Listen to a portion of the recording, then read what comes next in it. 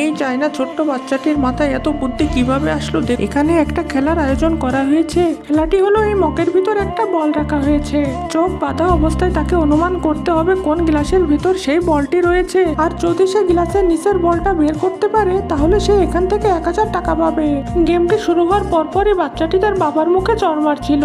আসলে বাচ্চাটি তার বাবার মুখে যে পাশে চড় মারছিল সেই পাশেই গ্লাসের নিচে বল ছিল, তাই বাচ্চাটি এবার তার বাবার মুখের বাম পাশে চড় মারলো। তারপর তার বাবা মাস্ক খুলে ভেবে দেখলো এবার বলটি নিশ্চিত বাম পাশেই থাকবে, তাই সে বাম পাশের গ্লাসটি তুলে ফেললো। তারপর তার বাবা আবারও 1000 টাকা জিতে নিল।